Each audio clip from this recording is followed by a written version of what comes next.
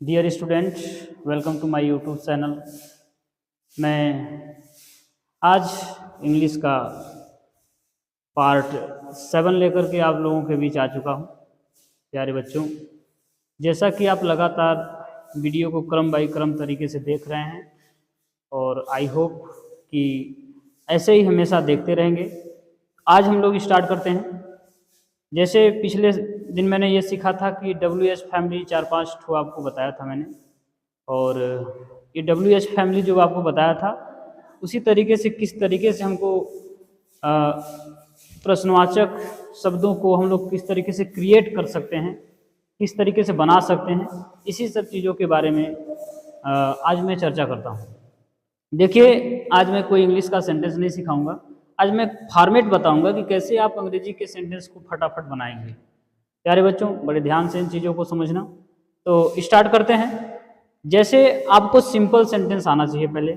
जब simple sentence आएगा, structure simple sentence का क्या होता है, स्ट्रक्चर देखो। स्ट्रक्चर जो होता है वो पहले एक बार समझ लें धीरे से, और जब उसको समझ लेते हैं तो अपने माइंड में फटाफट उसको क्रिएट करें।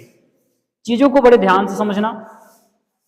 यहाँ जो अंग्रेजी जो लर्निंग प्रोसेस है उसका सिस्टम ये है कि हम फटाफट जब सेंटेंस बोलते रहते हैं तो उसमें कब हमको मेन वर्ब का फॉर्म चेंज करना है, क्या हेल्पिंग वर्ब चेंज करना है, क्या ऑब्जेक्ट है, कहाँ टू लगाना है, कहाँ इन लगाना है, इन चीज़ों को ध्यान अगर आप देते हैं तो मान लीजिए आपका थोड़ा बहुत बोलने आपको आने लगेगा, और जैसे धीरे धीरे प्रयास करते रहेंगे आपको बोलने आ जाएगा। तो प्यारे बच्चों, सबसे पहले हम ये जानें कि सब्जेक्ट क्या होता है। What is subject. सब्जेक्ट क्या है? देखो, सब्जेक्ट का मतलब होता है, मीनिंग होता है कर्ता।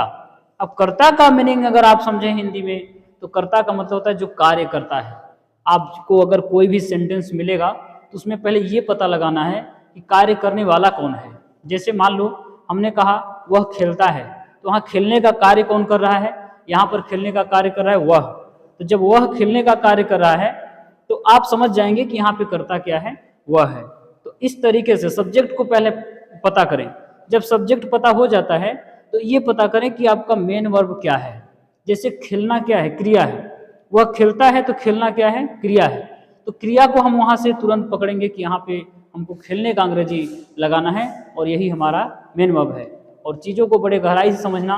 अब मेन वर्ब में ही कभी फर्स्ट फॉर्म लगता है, कभी सेकंड फॉर्म लगता है, कभी थर्ड फॉर्म लगता है, तो कभी फोर्थ फॉर्म लगता है, तो कभी फिफ्थ फॉर्म लगता है। अब आपके दिमाग में क्वेश्चन आया होगा कि फिफ्थ फॉर्म क्या होता है।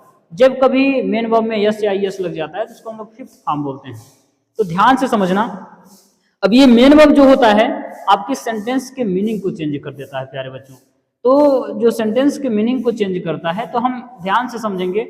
हमको जब भी अगर कोई चेंजेस करना है तो हम मेन वर्ब में ही चेंज करते हैं। अच्छा, मेन वर्ब में ING लगाते हैं, कभी तो लगातार का सेंटेंस देता है, कभी यस या यस लगा देते हैं तो कहते हैं प्रेजेंट कॉन्टिन्यूअस, प्रेजेंट इंडेफिनिट है, इस तरीके से। लेकिन ध्यान देना, हम किसी भी जब सेंटेंस में हम लोग देखते हैं कि कौन सा सेंटेंस है, तो सेंटेंस पता करने के बाद हम लोग उसमें हेल्पिंग वर्ब ढूंढते हैं। बहुत अच्छा। सेंटेंस के जो अर्थ को बदलने वाला होता है कि कौन पास्ट में क्या है, क्या फ्यूचर में है, और क्या प्रेजेंट में है, उसके मीनिंग जो देता है वो होता है आपका हेल्पिंग वर्ब। आप जानते हैं कि अगर हम देखें प्रेजेंट कॉन्टिन्यूअस का अगर हेल्पिंग वर्ब देखें, कॉन्टिन्यूअस का अगर हेल्पिंग वर्ब अगर हम लोग देखते हैं तो इज एम आ होता है। लेकिन अगर उसी तरीके से अगर हम पास्ट का देखें तो वाज वह हो जाता है। तो ये जो वाज वह और इज एम आ जो है, ये आपके उधर जो है होता है, उधर था जो होता है, उस चीज को डिफाइन करता है। हर एक टेंस के पार्ट के जो मेन वर्ब होते हैं अलग अलग हो जाते हैं। तो अलग अलग का मतलब क्या है? उनका जो इंट्रोडक्शन है, उनका जो पहचान है, वो क्या होता है? अलग अलग होता है। प्यारे बच्चों, तो चीज़ों को बड़े ध्यान से समझना है। आपको सबसे पहले सेंटेंस बनाते समय सब्जेक्ट का यूज़ करना है, सिंपल सेंटेंस है तो। उसके बाद अगर हेल्पिंग वर्ब कोई है तो ठीक है। उसके बाद अगर हेल्पिंग वर्ब नहीं है तो मेन वर्ब के साथ कुछ खिलवाड़ होता है, उसको ध्यान पे रखने के बाद तुरंत आपको ऑब्जेक्ट लगाना है। अगर हेल्पिंग वर्ब है तो हेल्पिंग वर्ब लगाएंगे, नहीं तो फिर अब मेन वर्ब में ही कुछ इधर उधर के काम होंगे। या तो फर्स्ट फॉर्म लगेगा, या तो कोई फॉर्म चेंज ही नहीं होगा, या तो फिर यस या यस लगता है, या फिर सेकंड फॉर्म लगेगा। इन चीज़ों को ध्यान दे करके हम फटाक से ऑब्जेक्ट लगाएंगे। और इसी तरीके से हम बोलने का प्रयास करते रहेंगे और धीरे धीरे चीज़ों को सीखते रहेंगे। तो प्यारे बच्चों, आज का क्लास मैं यहीं से ओवर करता हूँ। चीज़ों को बड़े गहराई से समझेंगे। अब मिलते हैं नेक्स्ट डे, तब तक के लिए धन्यवाद।